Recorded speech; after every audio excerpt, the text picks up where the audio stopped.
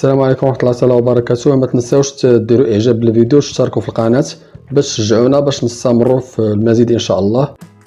السلام عليكم ورحمة الله تعالى وبركاته. مرحبا بكم اعزائي الكرام في حصة جديدة. هذا راه نشوف واحد الديسير سميتو كريم كراميل، يعني كيتكون من كريم ومن الكراميل، فيه جوج الحاجات. لي زانغريديون بوغ 12 باكس، يعني المقادير ل 12 ديال الاشخاص. 200 غرام السكر مع 10 سنتيلترات ديال الماء، يعني حوالي 5 المعلقات. هذا بالنسبه للكراميل. بالنسبه للكريم اونغليز 240 غرام السكر، 8 ديال البيضات كاملين، يطرو ديال الحليب، 2 ديال الساشيات ديال الفاني. تكنيك دو بريباراسيون، يعني طريقه التحضير. اول حاجه غنبداو بها هي بريباري لو كراميل. الكراميل هو اللي تيكون من التحت. كنقبطوا هذيك 200 غرام ديال السكر وكنفزقوها بداك 5 سنتيلترات ديال الماء.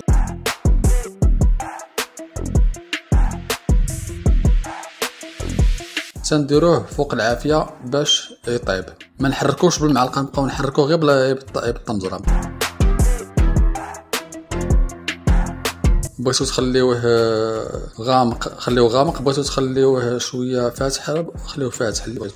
كنقبطو كنشوميزيو هادوك لي رامكان افيك لو كراميل، يعني كنلبسو داك الرامكانات هما داك الزليفات بالكراميل.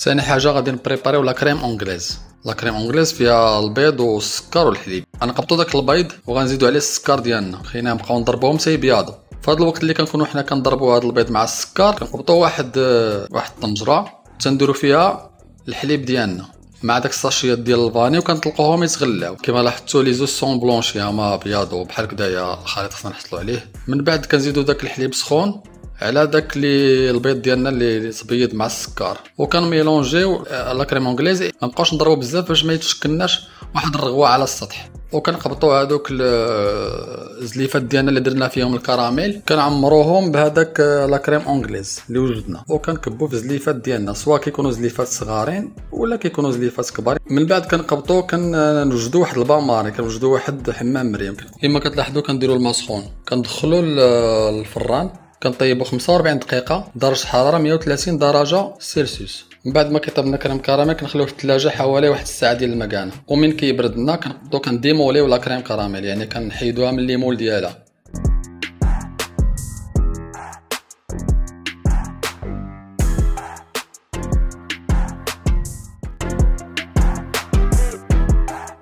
وبهذا كنكون وصلنا لنهايه الفيديو. ما تنساوش تبارطاجيو لاشين مع الاقارب ديالكم والاحباب ديالكم والاصدقاء ديالكم اللي تعم الفائده. السلام عليكم ورحمه الله تعالى وبركاته.